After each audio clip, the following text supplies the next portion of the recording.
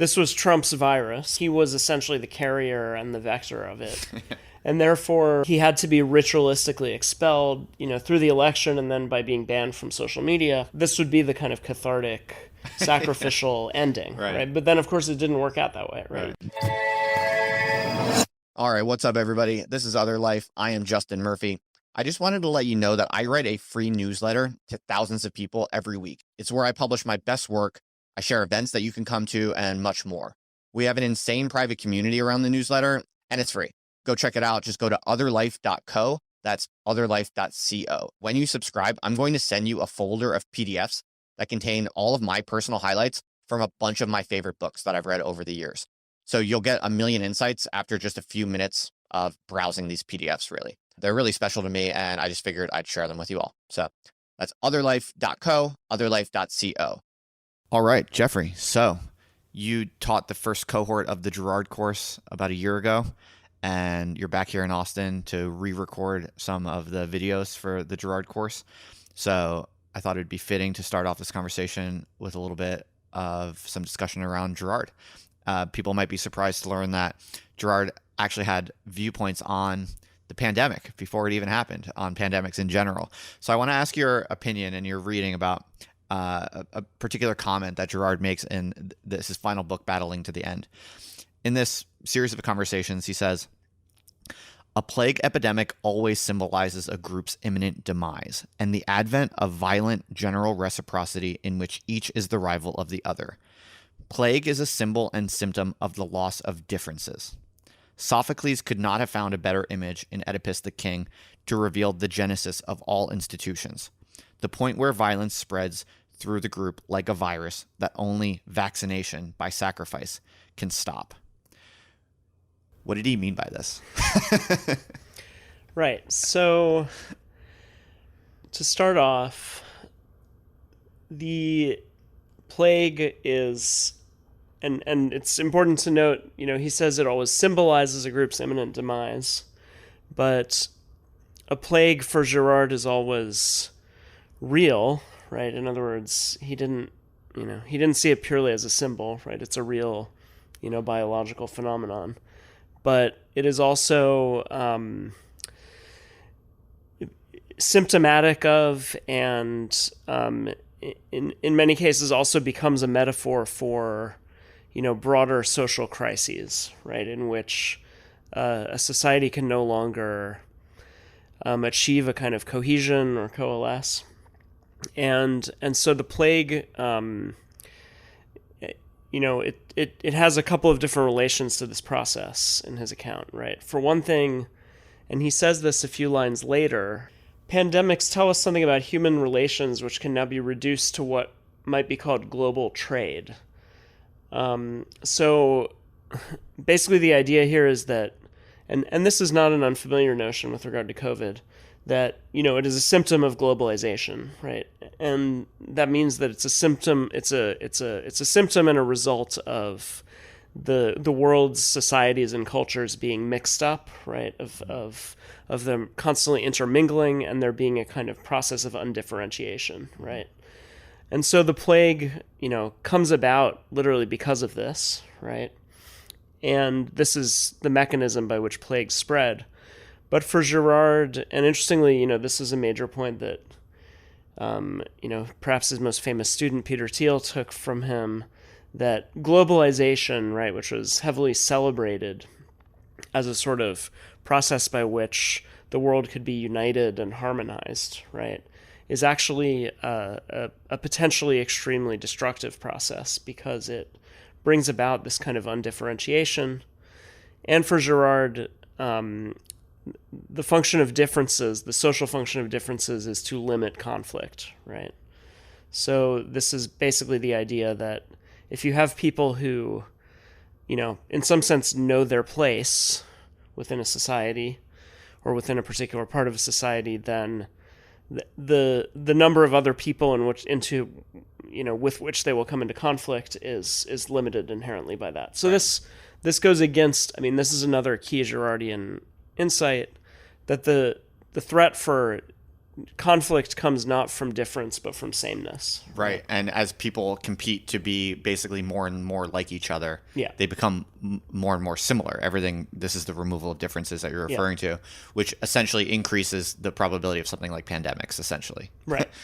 Yeah. But then the pandemic also, it kind of embodies this undifferentiation, right? Because it literally passes from one person to another, and thereby, reveals this kind of permeability between them, right? Which for Girard also has a psychological aspect in the context of kind of violent rivalries.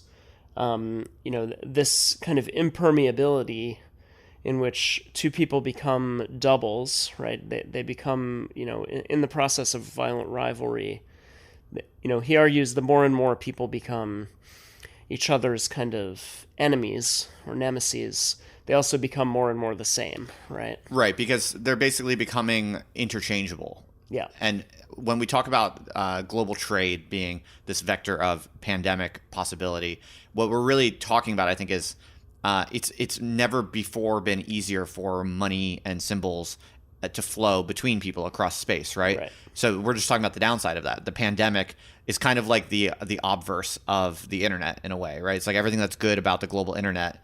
There's a bad version of that also, which is plague, pandemic. But that you only get that kind of mass transmittability when you have everyone kind of standardized into essentially equivalent units that are interchangeable, right? If you had a large number of independent cultures with spaces between them of genuine difference, then just nothing is really going to be able to travel that fast, including bad things like pandemic. Right. And then, picking up on what you just said, the other thing that's interesting here is that another kind of indifferentiation that we've seen in the past few years is the way that biological contagion and sort of memetic contagion, which would be slightly different from mimetic contagion, but although an example of it, it have become mixed up, right? That the virus itself, its spread around the world was sort of, in some ways, preceded by the even more rapid viral spread of memes about the virus, right? Which then shaped the way, countries and individuals and so on, and continues to shape the way countries and individuals responded to it. And so this, was kind of is I think another level of this process that he doesn't quite get into here, but that follows the same kind of logic, right? Because then the other thing that becomes undifferentiated is essentially the virus itself and various kinds of information about it, right? Do you think there's something more to be said about this idea relating to institutions specifically? This idea that it's a very Freudian idea, right? That at the founding of any institution is this kind of repressed secret violence. It basically takes that directly from Freud, more or less. And he seems to be suggesting that in plagues, something about this kind of repressed violence becomes apparent or something like that. Yeah. That's what he's saying. He's saying it symbolizes a group's imminent demise. Yeah. And Oedipus the King was the best image possible to reveal the genesis of all institutions. So it's almost as if the founding violence of institutions is becoming laid bare in pandemic or plague contexts. And that kind of rings true, doesn't it? In a way, right? It's like a lot of dirty laundry is somehow coming to light in the chaos and the turmoil of the pandemic. So do you think that's what he's saying, basically?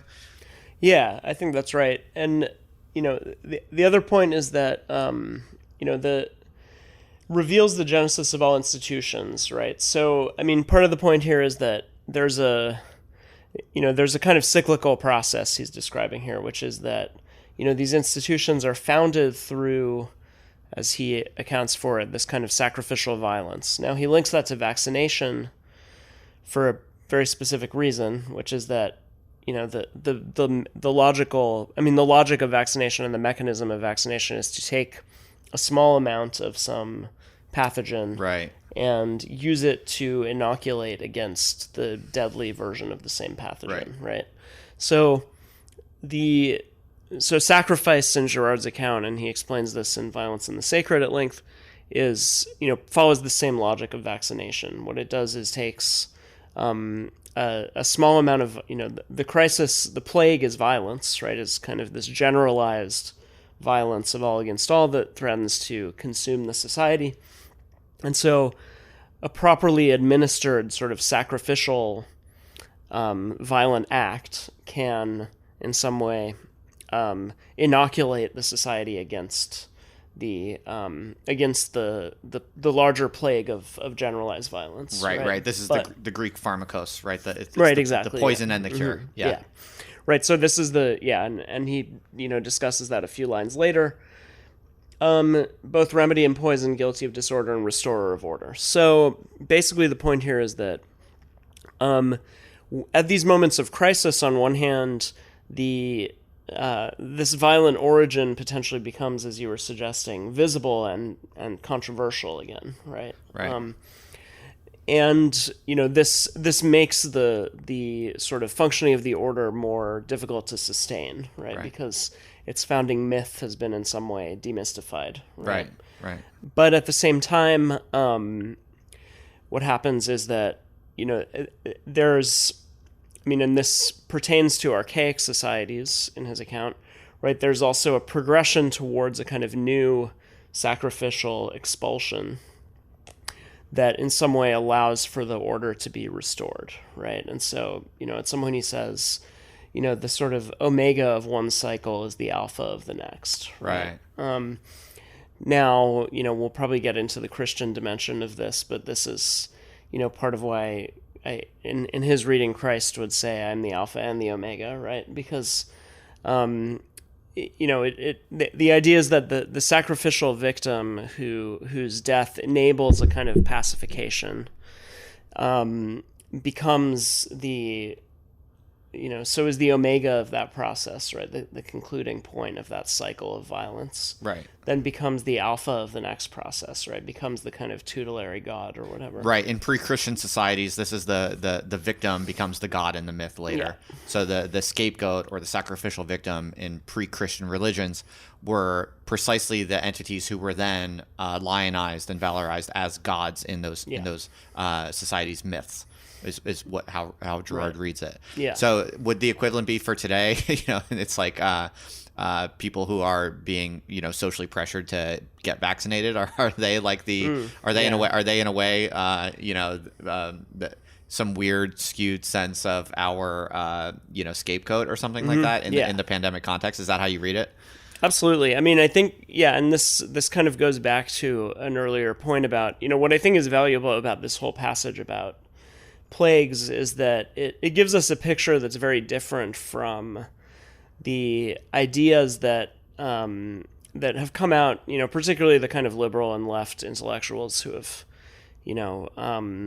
dominated a lot of I suppose the kind of orthodox discussion of COVID, have kind of presented this idea that, this is somehow an opportunity to come together to create this new kind of solidarity, right? Right.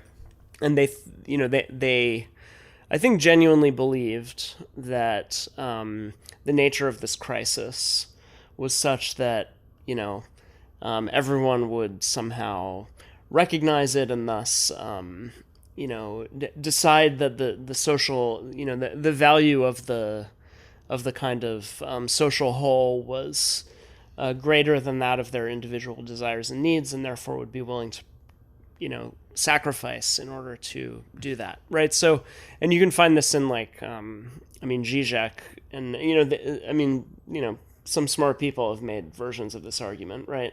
But the reason why it's wrong is empirically easy to demonstrate, which is that, at every point, that argument, right, for the need to come together was always premised on designating a scapegoat, right? Because, at the moment at which you say that, what happens is whoever does not, sufficiently, sacrifice in order to, work towards the benefit of the whole, is immediately treated as a danger and a vector of contagion, right? Right. And so, this is what a sort of Girardian account would lead us to expect, right? Which is that, this attempt to construct a new kind of cohesive whole cannot be achieved without designating some scapegoat, right? And in fact, that is exactly what we've seen at every point, right? Okay, fascinating. So I think we'll probably circle back to Girard here and there throughout this conversation, but because you have been paying a lot of attention to the pandemic, and you've been commenting on it from the beginning from a kind of unique angle, from a more humanities driven angle. A lot of the commentators you see who have kind of risen to the top of the discourse are often talking about epidemiology, or they're talking about public policy or public health. And you've been commenting all along from the humanities perspective. You've been writing about the pandemic from the viewpoint of Girard, from the viewpoint of Ivan Illich, from the viewpoint of Baudrillard and these different types of characters. So I would love for you to give us just a kind of high level bird's eye view of what was the pandemic? What's your overall assessment of what was that thing that just happened to us over the past couple of years? Looks like hopefully maybe is going away. We'll see. But what's your high level read on it? Yeah. So I mean, I suppose the first thing I would say is that would be to reiterate the point I made before, which is that it's probably the first such event in which the virality of the sort of biological virality of of COVID itself had this correlate in the kind of various like infoviruses that sort of spread alongside it, right? And this I mean this is part of what makes it very hard to discuss, I think, because it's always very difficult to figure out whether what you're talking about is some actual biological reality or some kind of informational complex that's been, that's either emerged. I mean, that sometimes emerged from institutions, from governments, from, essentially propaganda, or in some cases that's emerged from, kind of these more spontaneous, collective activities taking place on the internet, right? So I think part of what's difficult to talk about and to even answer that question of what was this is that what do we mean by what was this? Do we mean what was the actual sort of biological contagion, or do we mean what was that plus this whole extremely complicated, multi-layered kind of informational complex that developed around it? Yeah. And then is it possible to actually synthesize an account that accounts for both of those, right? Which I think would be the ideal way to approach it, but... So go for it. But there's a kind of... you brought up Baudrillard. I could bring in a couple different perspectives that I've brought to bear on it at different points. I mean, you mentioned that I've been thinking particularly about Baudrillard lately. He's best known for this notion of hyperreality. So hyperreality is understood as, is popularly understood as something like the Matrix or whatever. That's not really what he was going for. In fact, what he was going for was something like what I just described, right? Which is that you have such a penetration of the kind of logic of information, although he doesn't really use the term information, into the operations of the real world that they become essentially inseparable, right? Yeah, it's not too hard to understand, right? In this context, like we're seeing it, right? So what some public health official says in the U.S. government can literally change the behaviors of millions of people, and how people respond to those behaviors, thus literally changing the course of how a biological entity spreads, right? So this isn't even like abstract anymore. It's like you can actually watch it. Sure. Yeah. And so he's known, he's best known for this book Simulations and Simulacra, and when he's talking about simulations there, he's not necessarily talking about sort of VR type simulated reality. He's thinking just as much of the kind of simulations that were used by epidemiologists throughout this process, right? To kind of you enter some sort of inputs that reflect some assumptions about the course that the virus would take, and then you generate some kind of graph or set of graphs that represent that, right? And then these were extremely pivotal in defining the sort of political response, right? From the earliest stage. And, so what this means is that, to use a Baudrillardian phrase, like reality, the whole reality of this virus as we have experienced it has been sort of contaminated by its simulacrum, right, at every point, right? It's not, you can't really separate them out because, and part of what's interesting about the logic of simulation is that, and particularly this kind of predictive simulation, and simulation is, by its nature as a technology, it is going to be used for predictive purposes, right? That's its function. So what it does is say, and particularly the way it's been used politically is to say, here's how many. If you can look at Imperial College London, right, did these very influential charts where they showed like, oh, if you do X, Y, and Z policy interventions, here's like the case curve. If you do X, Y, and Z plus A, B, and C policy interventions, here's the case curve.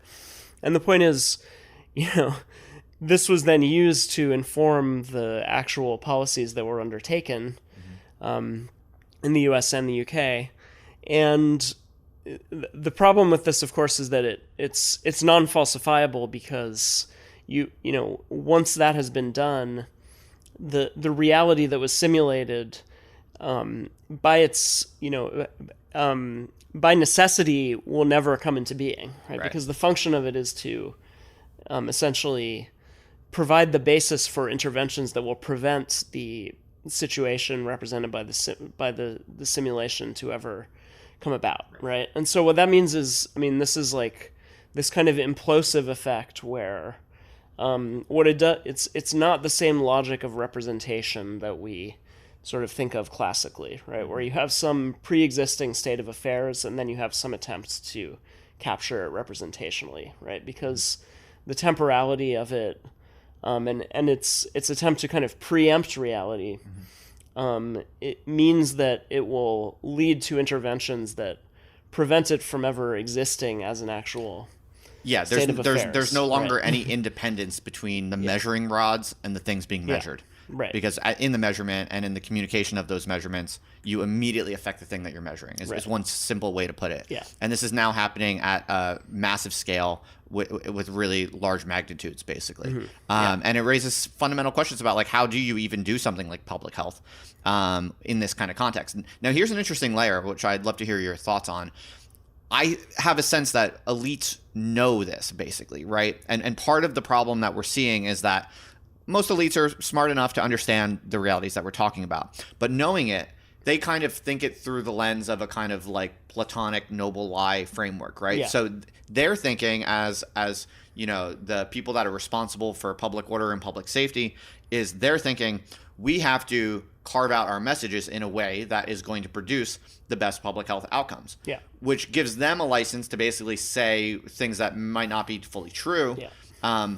But in a way, they're using like a Baudrillardian justification for doing so in a way. Yeah. Right. But then people realize that that's what's going on. So then people just no longer trust the public health messaging. Right. Yeah. So, I wonder if you have any thoughts on that, or if that's interesting that probably the elites have these mental models as well. And they're kind of are they doing the best that they can, given those realities? Or is it just kind of mostly self-serving, political, kind of venal motivations?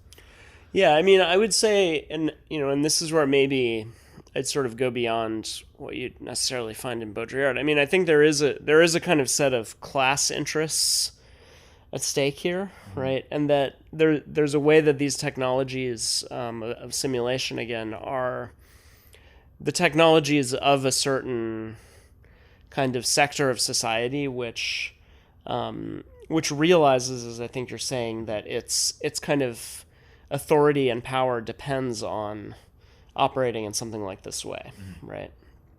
And so, yeah, I guess I would say, I think they're on some level conscious of it, and whatever. I'm never that interested in like, do they really mean well or not as a question.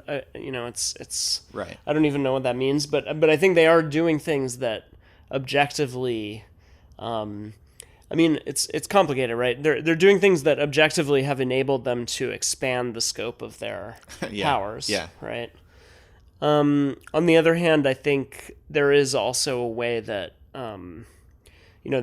so on one hand, there's been a massive expansion in the scope of the powers of this kind of expert class. On the other hand, I'm not sure that I think it's also redounded to the detriment of their sort of authoritativeness, right? Of the degree to which people accept them as legitimate. Well, I guess what I'm wondering is, in some ways, is this just the end of the very possibility of centralized public health messaging or something like that? Because I agree, it's not a matter of, are they good people or are they not? What are their motives? But it's more a question of, is there anything that a honest and responsible public health representative could even do? Really, like in this highly reflexive, mimetic kind of global planetary context. Yeah, is it just doomed? And now by necessity, we all are going to be moving into these like niche communities of sense making, where all public signaling is kind of like discounted to zero, and we just make our own decisions based on the people around us that we trust. And it's going to be this like proliferation of niches around the world. In some ways, maybe a kind of pre-modern differentiation, right? Like to go back to the Girardian things we were talking about, how do you see the upshot of all of this? Like what is the big collective lesson, do you think? Yeah, I think that's tricky. I think on one level, so as far as like, what is there something, I tend to think that the sort of public health authorities and epidemiologists and so on who were more responsible throughout this period tended to just be more like humble and more aware of the limitation. Because I think, perhaps the most dangerous kind of idea that's come out of all of this is that, the first would be a simple point, the second would be a more kind of complicated Girardian point. So the first point would just be this kind of delusion of total control, which I think is sort of instilled by these technologies of simulation, right? Because they allow you such they present you with a world that is so minutely sort of manipulable, right? Through, the sort of inputs that you enter into it, that, it creates this notion of a world that can be kind of controlled to a similar degree of precision, right? But, then the other thing that, so I think that, that there's a way that these kind of technologies have caused people who work with them and who are, given the responsibility by governments of working with them to drastically overestimate the degree to which the things that they propose could really have an impact on something like a highly contagious respiratory virus, right? But at the same time, there's kind of this, that what's going along with that, and this is the more Girardian point, is this idea that to the extent that these models fail, or that, that the policies based on these models fail, it always must be, the blame must always be deflected onto a scapegoat, right? And so, in other words, the models, the policies can actually, that are sort of driven by these models, can never really fail within the logic that they're being promoted, because if they fail, it's because, some people refuse to get vaccinated, some people didn't wear their masks above their nose or whatever, it's, so so I think these things sort of work together, right? This kind of fantasy of totalized control then is part of what generates this kind of, these classes of scapegoats who are then blamed for the crisis, right? And so those are the variables interestingly those are the variables that are seen as dangerously outside of the control of the institution, and therefore they need to be kind of subjected to more brutal and less, and this is where I think there's one kind of regression, right? Which is that there's a need to take these variables who fall outside of the control of these sophisticated simulations and simply, engage with them as, as sort of older form, without any concern for civil liberties or anything like that, right? Right. So, this is kind of part of there's like this regression of technocracy towards these kind of cruder and more brutal modes of power that I think if you go back 10 or 15 years, there are all these ideas about like nudging and so on, like you didn't want to ever like or you wanted to avoid like directly mandating things or doing things that were too assertive or aggressive. Instead, you tried to just manipulate people. And that goes back to your point about manipulation. The choice architecture. Yeah, you don't tell people what to do. You manipulate the choice architecture. So yeah, I love that phrase. So I think the degree to which they realize that these kind of more sophisticated models of social kind of control that they had developed were not working in the midst of this crisis. This generated these scapegoats who then had to be, subjected to the very kind of brutal mandates and just direct like exclusions from society, right? Where you're literally like not allowed to enter public spaces anymore. Right. And so there is a kind of regression of technocracy into this more crude and brutal kind of and like directly kind of anti-liberal sort of mode. Right? It's actually funny that you mentioned nudge, and I'm thinking back to like when that book came out. It was like very provocative, and it's like funny how times changed. It seems so quaint now, right? It's like I remember there were these academic debates, and it was kind of edgy. It was like, oh wow, you're suggesting that public policymakers should control people's behavior in this kind of condescending paternalistic way. Like that was the discussion point, the controversy. It's funny how like 10 years later, or however long it's been, now it's like that seems so quaint and naive now. It's like that's fascinating. I mean, I wrote something about this for Unheard last year. Just because I mean, for example, like the Obama administration was heavily he was closely associated with Cass Sunstein. That's right. Who was one of the people who originated that whole choice architecture notion. And so part of what was interesting with the Biden administration coming in and being having many of the same people in it, kind of revolving door style, it did really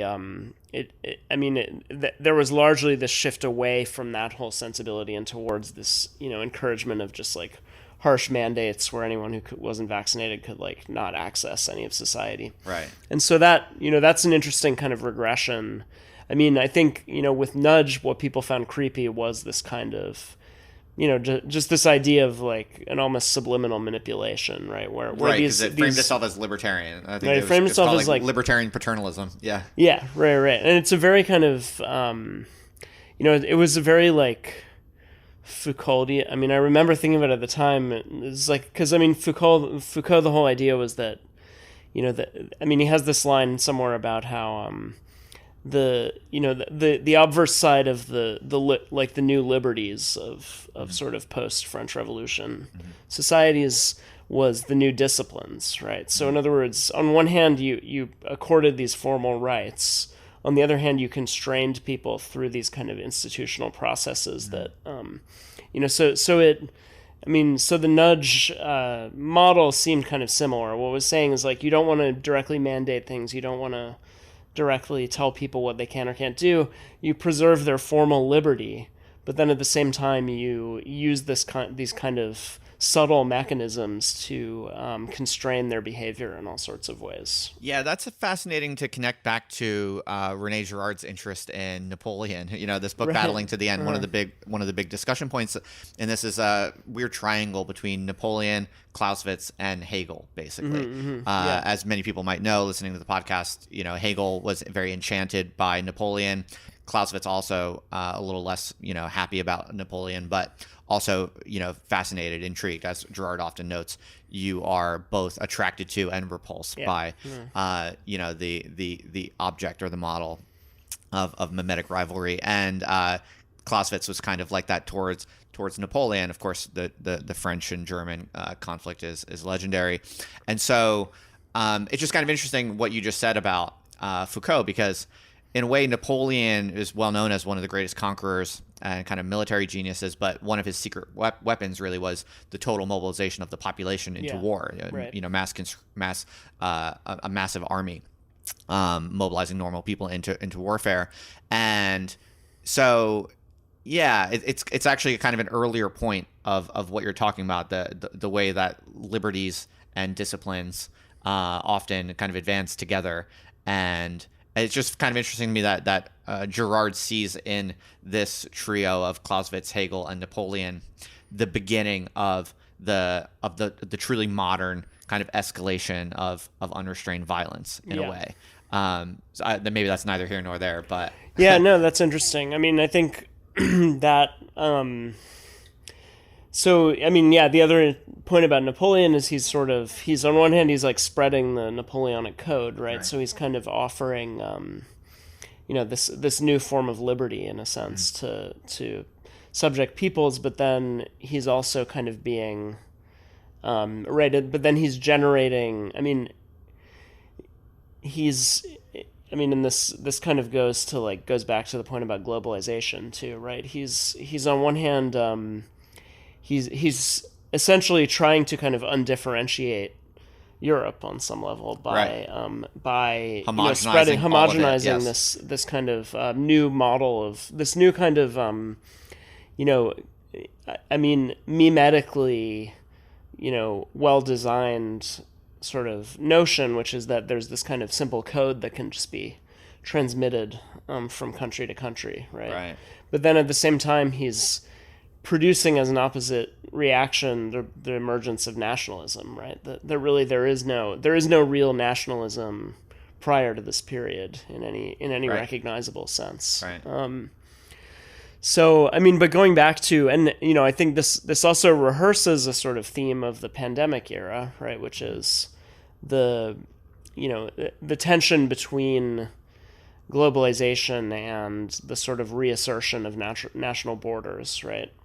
Now, one thing, I'll take going back to your original question, but I think we'll be able to link it to this. What was this whole thing that happened? Yeah. Clearly to me, and this is again a kind of more Girardian sense, there was a way that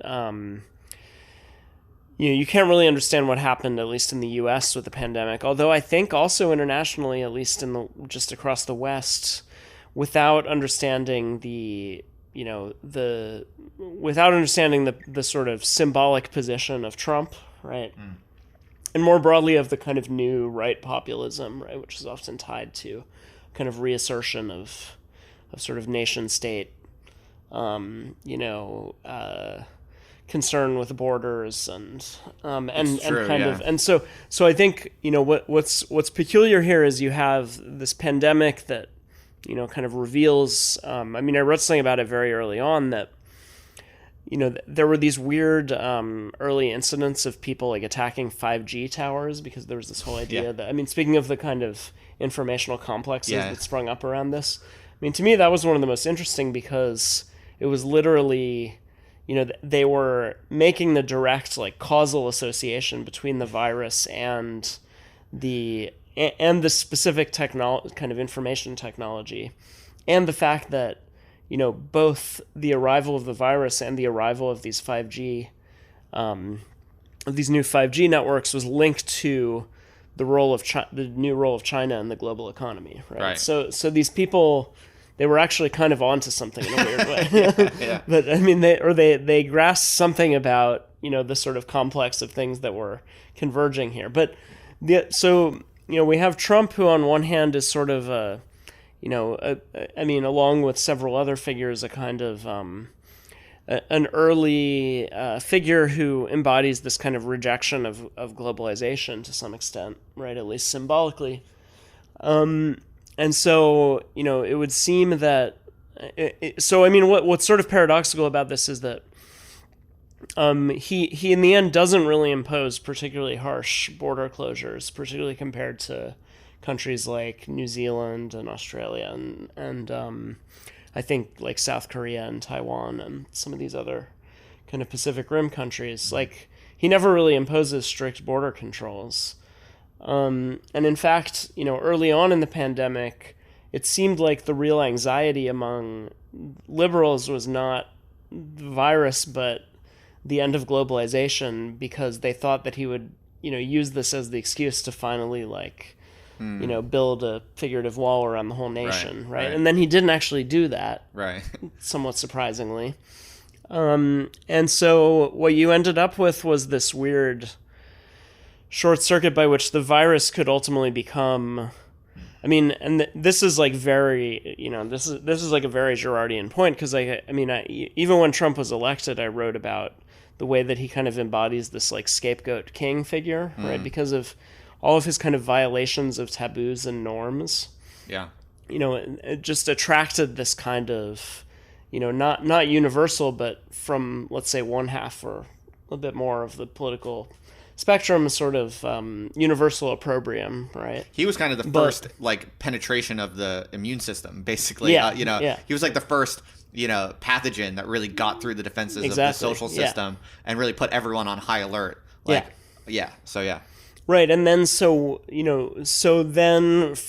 for various sort of contingent reasons, it becomes possible to make him, and this is, again, just the basic scapegoat reading here. I think there was kind of an attempt to say, this was Trump's virus, right? He was essentially the carrier and the vector of it. And therefore, he had to be ritualistically expelled, through the election and then by being banned from social media. And somehow this would be the kind of cathartic, sacrificial ending, right? But then, of course, it didn't work out that way, right? It didn't actually work. But it seems really clear there was this attempt, right? That his pre-existing status as this kind of, as you said, almost kind of, informational pathogen that had somehow penetrated through the defenses, right? And had kind of, was seen as this contaminant, right? He was seen as having kind of polluted the society through his presence in it, right? And so I think there was this notion that you could, an entirely sort of intuitive notion, but that you could somehow attach the virus to him, make him the moral agent to whom it could be attributed, right? And thus, by finally expelling him, you could sort of make it go away as a. So this is the Oedipus.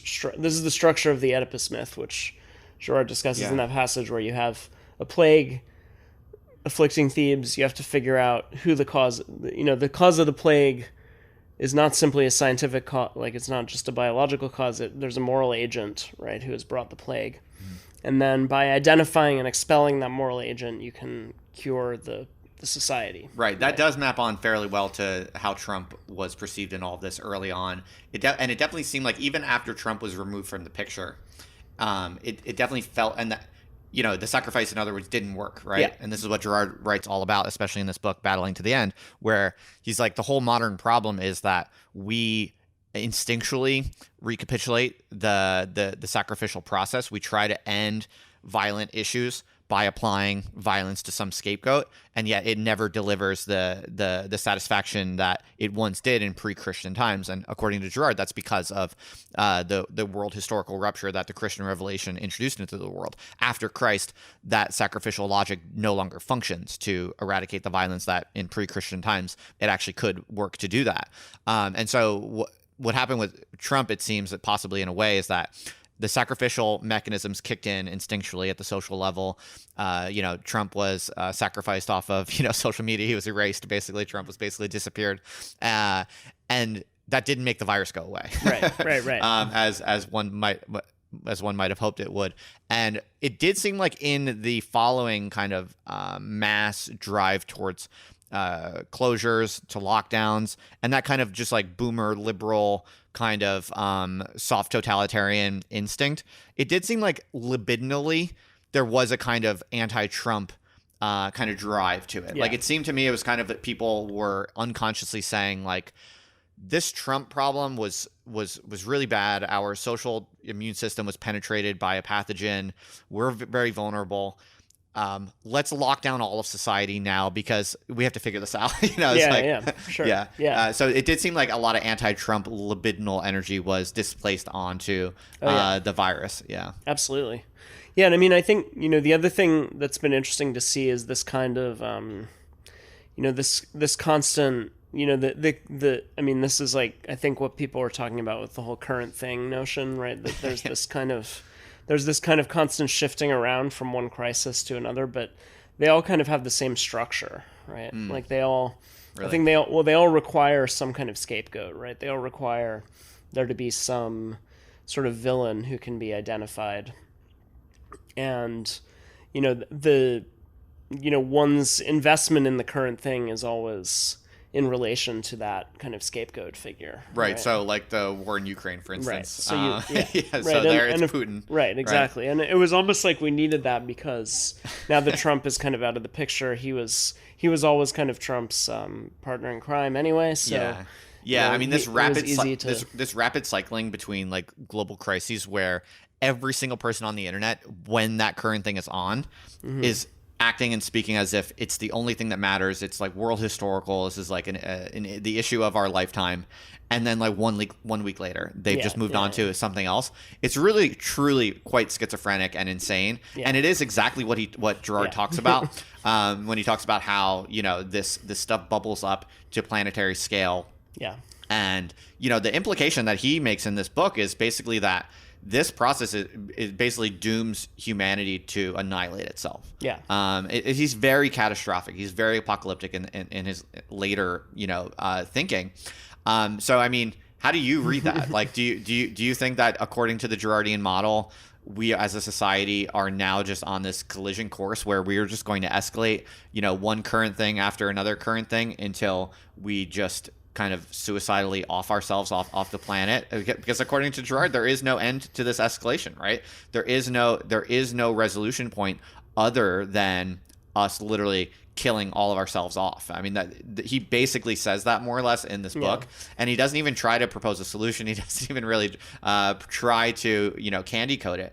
He's kind of like, and oh, by the way, this is Christian revelation. This is predicted in the Bible. Is basically what Girard says. Yeah. So I mean, how do you think about all of that stuff? It's pretty crazy.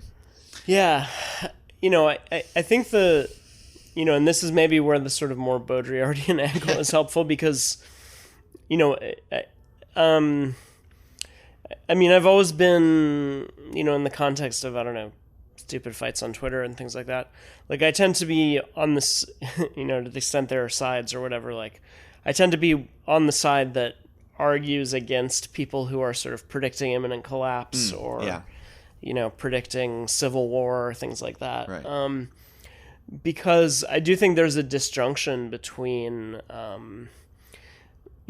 between the kind of informational realm in which the whole kind of current thing unfolds, and then it's not to say that those complexes aren't linked to and kind of that they don't also kind of interpenetrate with like whatever things happening in physical reality, including people dying and things like that in Ukraine. But that I do tend to think that a lot of the sort of apocalyptic dimension really does inhere in this kind of predominantly informational space. Yeah, right. And so that makes me, that just makes me, I mean, and this relates to something I've been thinking about in relation to Girard for a while. I mean, and also in relation to like Thiel and his, kind of use of Girard, because, Girard didn't really have much to say about, I don't know, information or communication technology, right?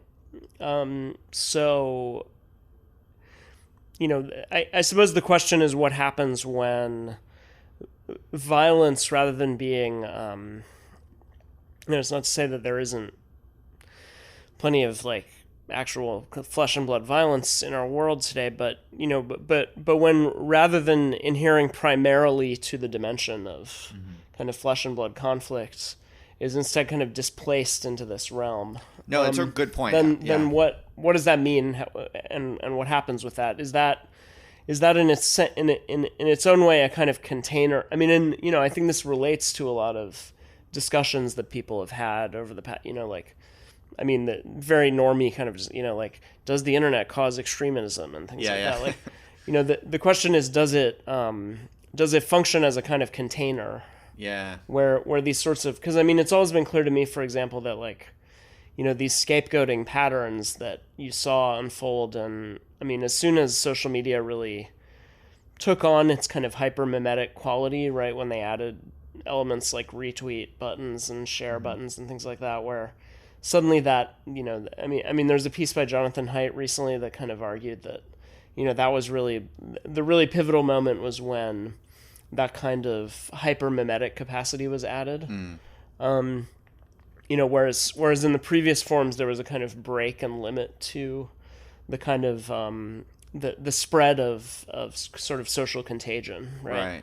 on these spaces. So anyway, I suppose what interests me here is what does it mean when you have a sort of reversion to forms of scapegoating, very blatant forms of kind of mob violence in a sense, but those forms of mob violence take place in digital spaces predominantly. Right? Yeah, no, that's a really good point. The kind of death that they produce, even if we think of Trump, right? Like there was a sense in which his expulsion from social media was a kind of, equivalent to like Oedipus being banished from Thebes or something like that. But when this kind of death or just of random people who become the subject of pylons and like have to delete their accounts or whatever, this does produce this kind of weird, and I think this is something you've thought about before as well, like, by like interviewing people who've been canceled and so on, like what's that space that they inhabit.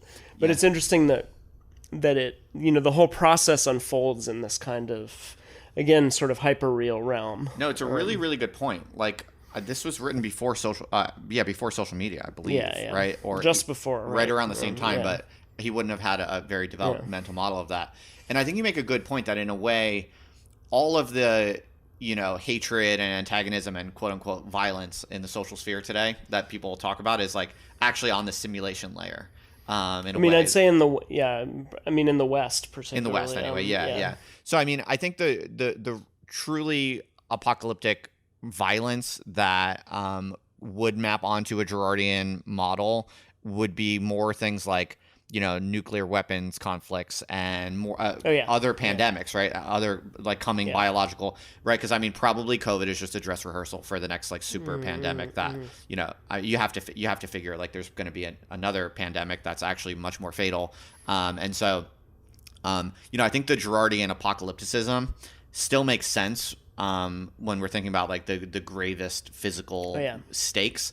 For the reasons we talked about with global trade being this kind of undifferentiation and standardization of human beings that allows threats to contagiously move around even faster than ever. So I think all that still holds, but you make a really important point, which is that the mistake people think is like, oh, we're going to kill each other because of social media conflicts, or like there's going to be civil war because of the woke mobs on Twitter. And like probably not. Actually, there's a case to be made, which I think you made very well, that's actually very containerized and actually maybe even a really nice, effective stopgap that prevents people from engaging in violence, because they're just like in this like crazy social video game world where they can imagine themselves expelling Trump from Thebes. Really, they're just like playing this game, and no one really has any more the drive or the will or the beliefs to do anything in the real world that's very powerful or significant anyway, for most people, because they're just like glued to their computers. And but I think it's, I'm glad you brought up the nuclear war and contagion, where,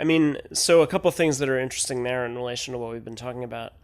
So Jean-Pierre Dupuy is, another interesting person who's kind of a student of, or not literally a student, but somebody who, works a lot with Girard's ideas, but also has a very different background. He's, actually, I think was trained as an engineer and like was originally writing primarily about cybernetics and stuff. But anyway, he has some interesting stuff about like the nuclear threat, where he thinks of it. He kind of goes over the history of like discourse about nuclear weapons during the Cold War, and he identifies the nuclear threat as this kind of modern site of the sacred, right? And again, the sacred is it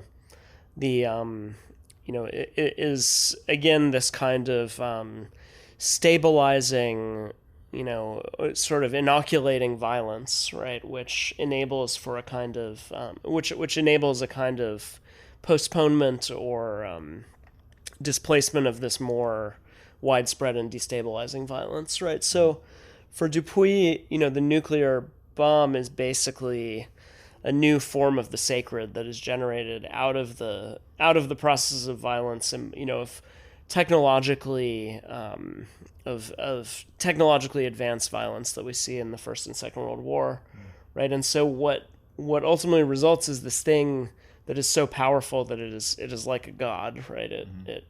And of course it's explicitly kind of famously like kind of evoked in that way by like Oppenheimer, right when it's invented. So also people like Sloterdijk.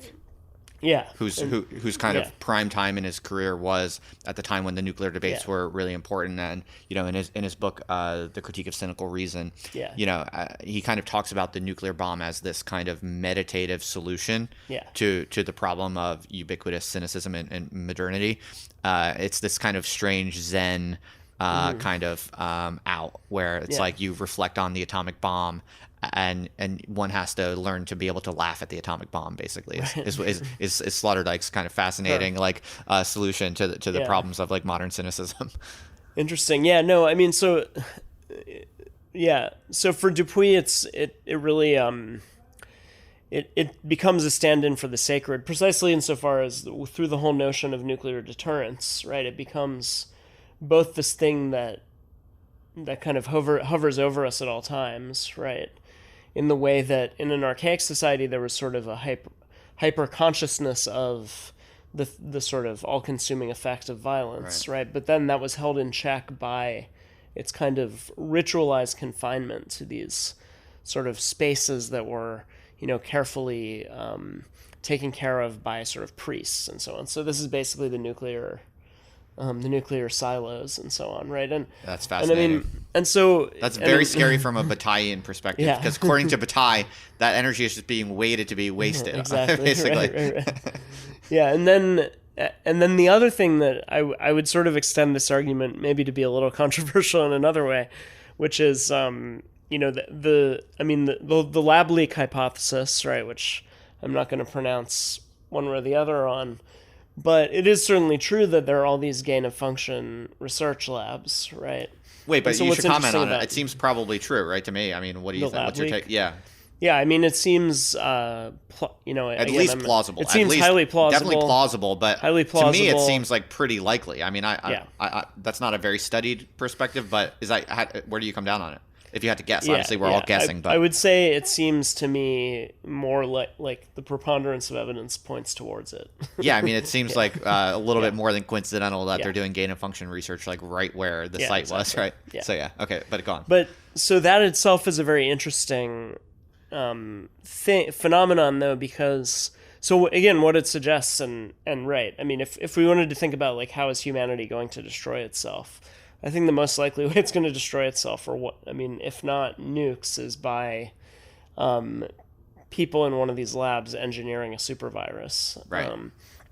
And the irony here is that this is this is precisely the kind of process that is described in myth, right? Which is that the very attempt to evade a certain fate is the process that brings about the fate. So Oedipus. His parents learn from the oracle that he will, bring misfortune. So he tries really hard not to. They try to get rid of him. But then precisely because he grows away, away from his parents, that he doesn't recognize his father on the road and kills him. Right. And so, in other words, the more you try to not let the thing happen, that's what drives it to happen. Yeah. And so in this case, it's very clear, right? And it relates to the point about simulation too, right? Because in effect, what are these people doing in these labs? Well, they're essentially kind of trying to simulate pandemics, right? Right. They're saying what's the worst possible thing that could happen. I mean, the nuclear. But then by doing that, they're actually creating the condition of possibility for that to come about. Yeah, that's really good. That's really acute. I mean, structurally, the nuclear arms buildup is very similar structurally, right?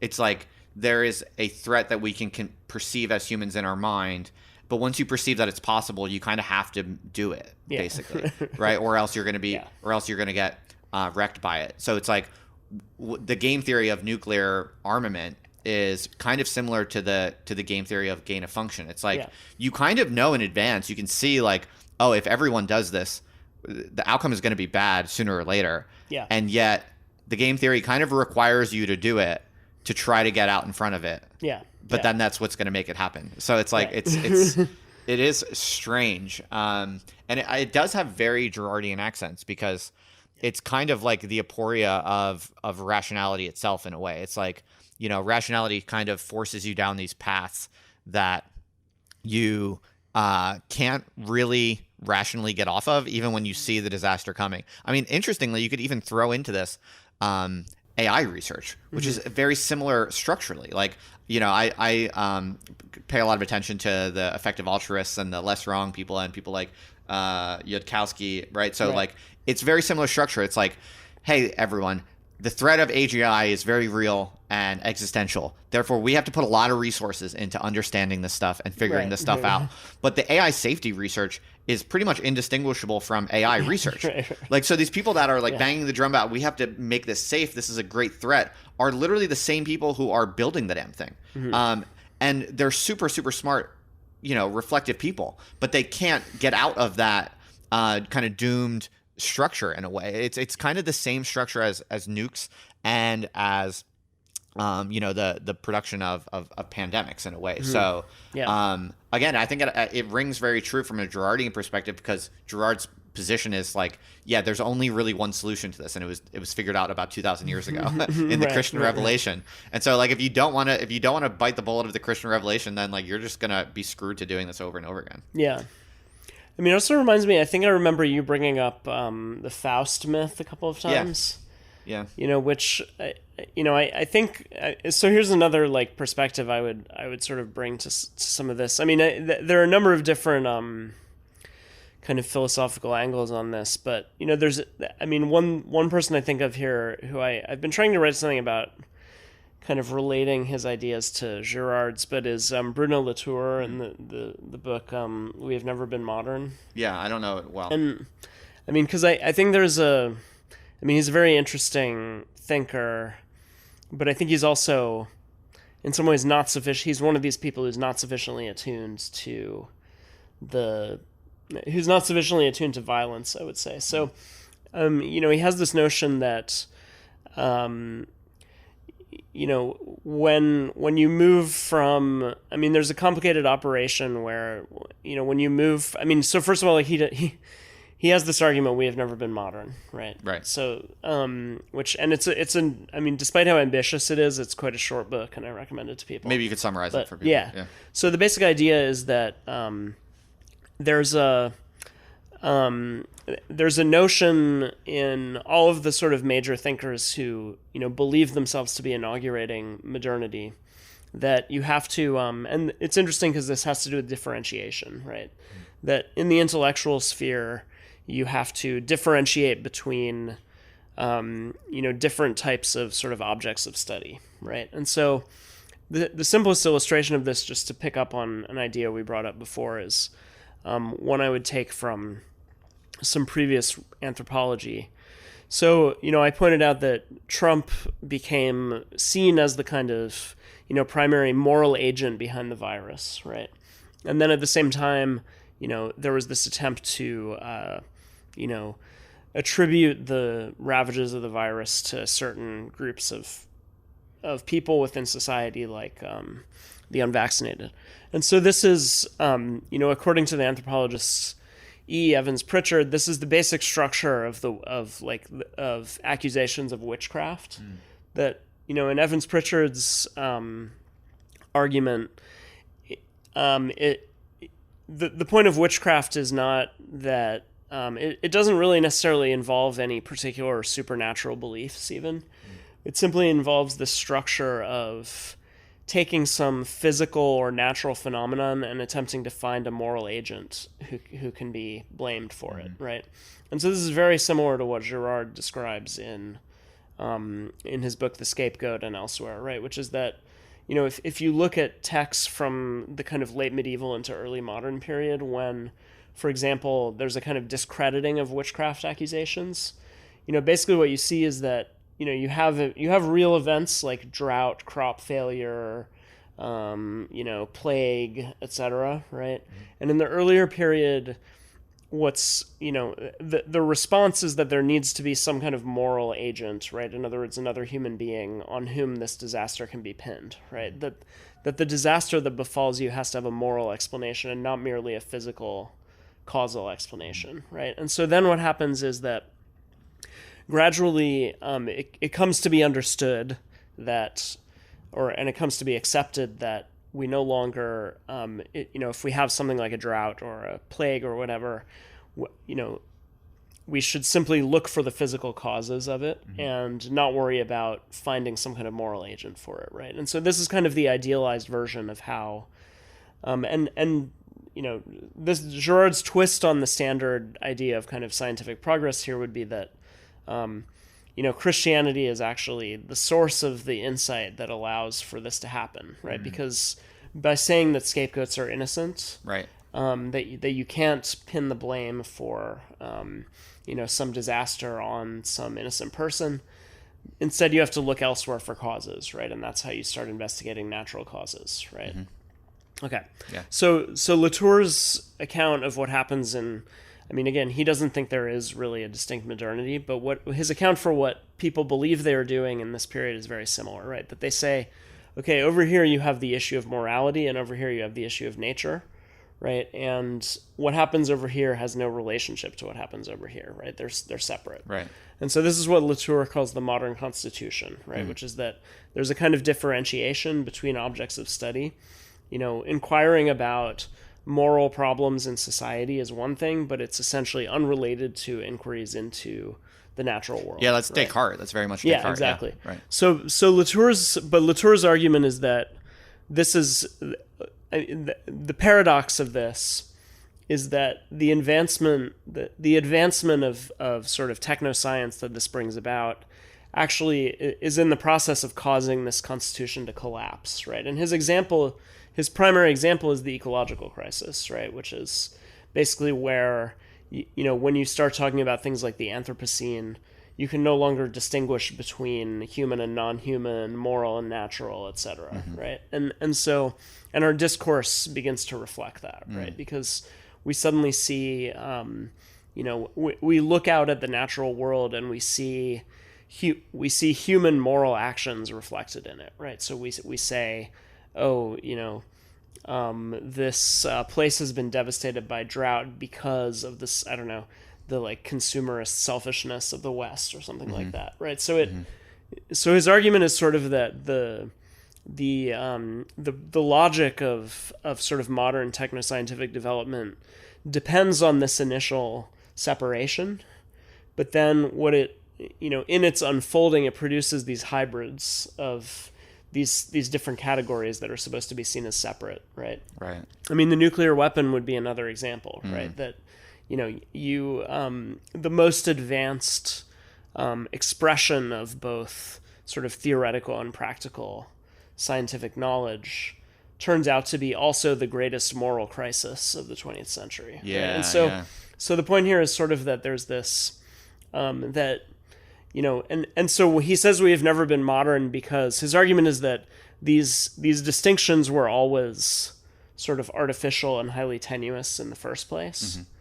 And so, his argument is that we sort of need a new epistemology that does not depend on making these kind of artificial distinctions, that allows us to think the relationship between the natural and the moral without reverting to this kind of, say, witchcraft type thinking where essentially you're engaging in these kind of moral, scapegoating, blame games. Yeah. It's almost like a return of the repressed in a way. Yeah. It's like we build this modern epistemological foundation on this big wager that we can just like put out all of the spiritual stuff, all of the moral stuff. And it turns out that wager was probably wrong. And over time, it comes rearing its head unexpectedly in strange ways.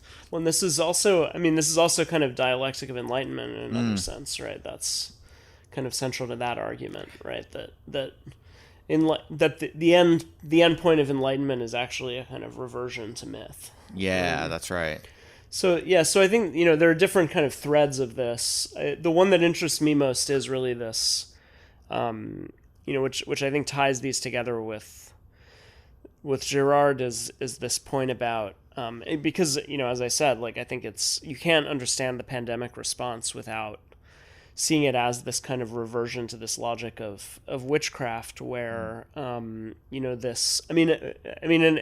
are two levels to this, right? One, it's the sort of moral logic around it has always been this need to find scapegoats, right? And this is how it's been framed from very early on.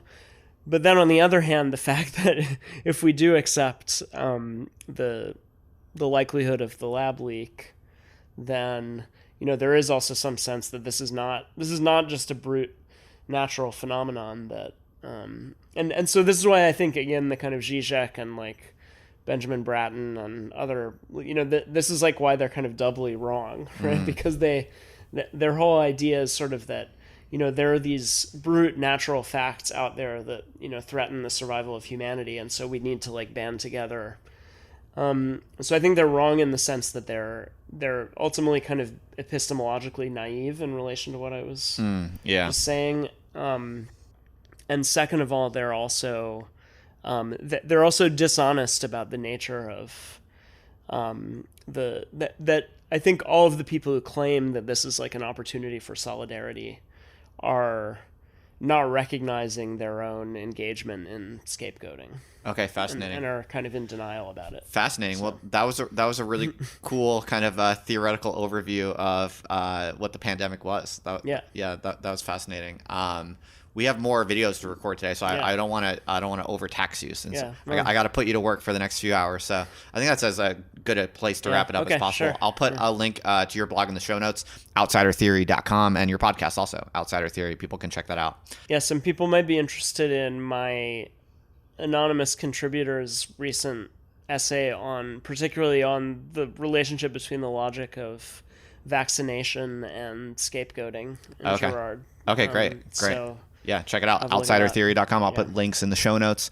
And people watching on YouTube or listening on the podcast, you can expect more content around this stuff because Geoff's here in Austin for a few days, and we're going to be shooting a bunch of videos about this kind of stuff, about Girard, because we're getting ready for the next cohort of the Girard course, which is going to start at the end of July. So, thanks for this, Geoff. That's fun. Yeah. All right, that's a wrap. Hey, what's up? If you enjoyed this video, take a second to subscribe to this YouTube channel. We publish videos like this several times a week. And also, if you're interested in studying the work of René Girard on your own, we made an awesome, totally free 18-page study guide that you can download at girardcourse.com. It's expertly curated. It's in a logical sequence that's going to help you master his entire body of work at your own pace. You can go ahead and get that at girardcourse.com. All right, that's all I got for you. Over and out.